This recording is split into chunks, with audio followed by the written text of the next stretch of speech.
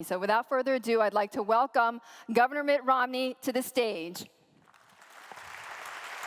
Thanks, Betty.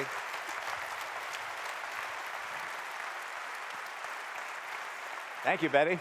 How are you? Thank you. Good. Good to see you. Thank you. Great to see you. Please Thank have a you. seat. Good to be here. Thank you. I get no speech, though. You get to interview me instead. I had to travel all the way to Copenhagen just to get a chance to talk with you. Beautiful city. What an amazing place this is. Fantastic. Christian has done a nice job bringing people together here in this extraordinary place. And welcome also Ambassador Gifford being here. It's good to be here with friends and to get the chance to speak with you and not to feel like it will influence your vote. This is very nice.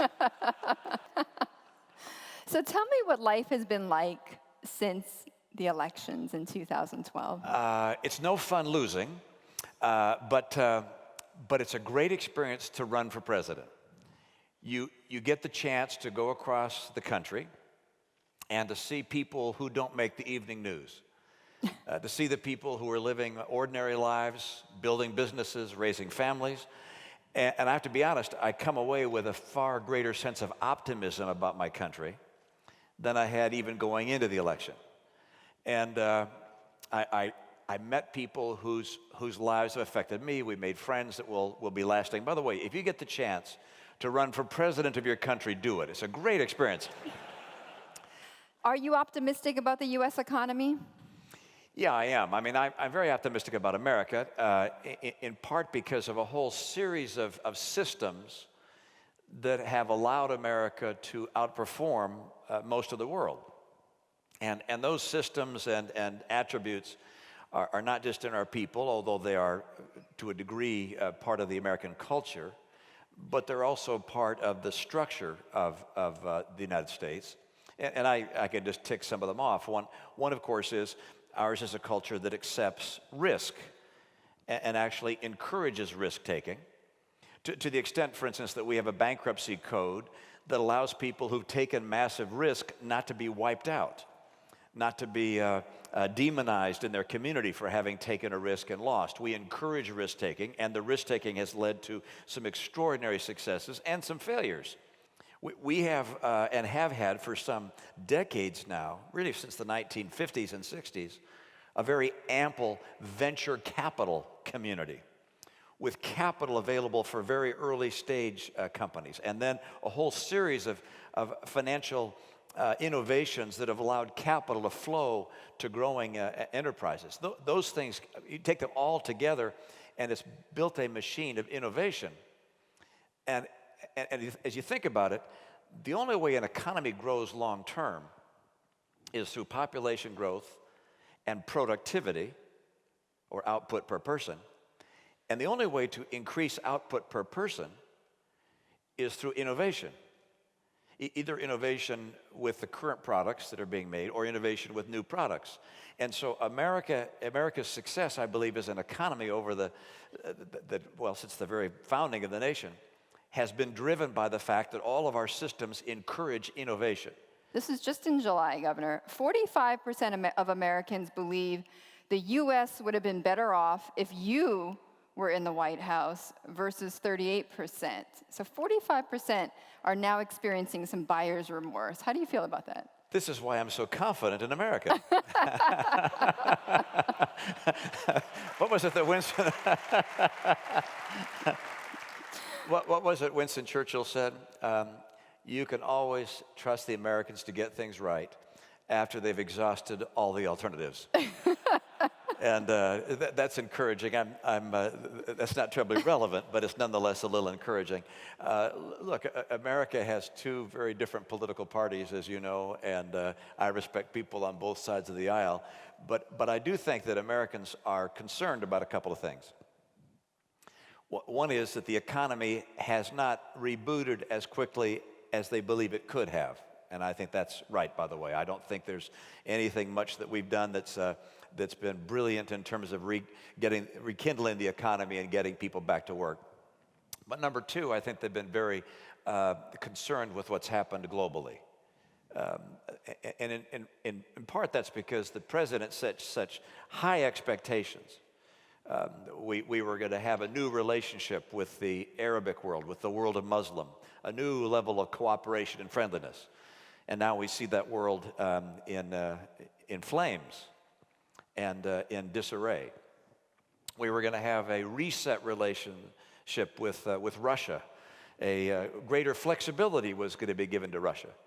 And now we see Russia doing something that we haven't seen since before the Second World War, and that is Russia has invaded a neighbor and taken land and people.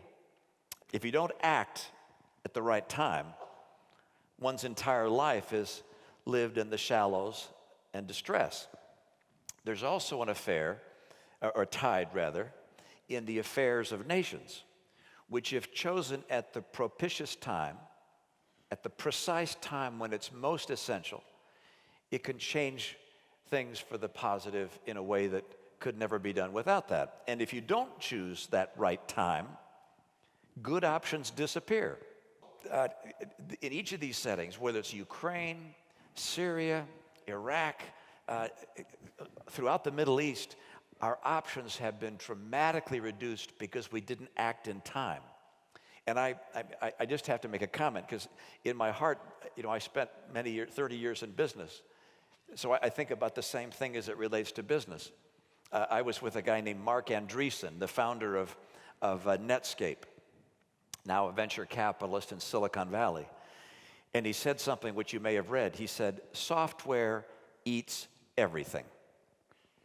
Every business is going to be eaten by software. Publishing already, retail is underway, hospitality, entertainment, communications, manufacturing, everything is going to be eaten and to some degree dramatically changed by software.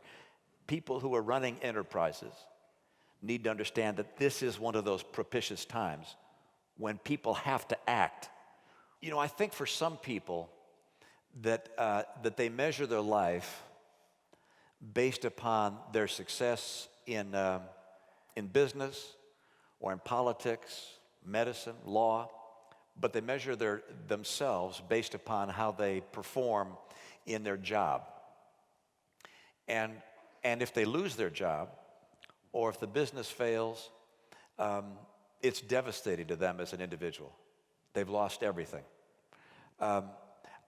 I grew up in a home that valued the family overwhelmingly relative to everything else. My relationship with my wife and my kids and my faith in God, all those things combined are how I define myself.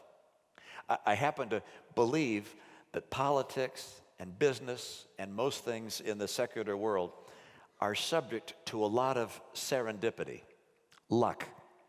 I mean, I have to tell you, I was highly successful in private equity.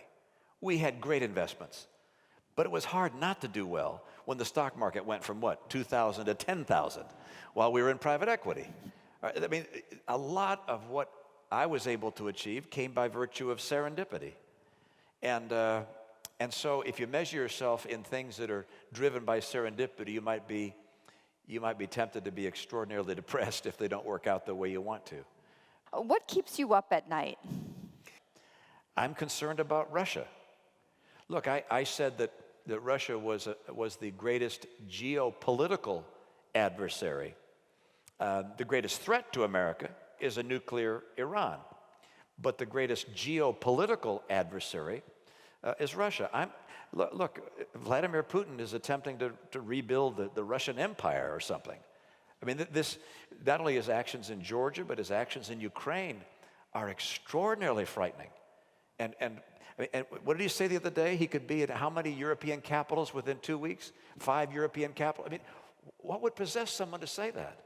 Why would someone talk about their nuclear power? I mean, these are very troubling things. That concerns me.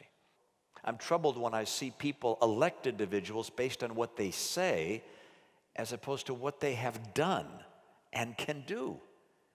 We need people who are not speakers, but who are leaders and have demonstrated leadership. We need those kinds of people, and they're out there. I hope you guys elect them. And I just want to say one more thing in closing, and that is, I appreciate what you do. Most of you here are from the private sector. You create the economic growth that puts people to work. Some people don't like you. I love you. Right? I want to see you succeed so that the people who depend upon you can succeed. And we can see the flourishing of freedom and free enterprise around the world. It matters. What you do, being successful in your enterprise, matters. It's not just good for your pocketbook and your shareholders and your bankers. It is good for your nation and for the world. And that's one of the reasons I wanted to come here, because the people here make a difference. I salute you and wish you the very best. Godspeed. Thank you so much, Governor. That's fantastic.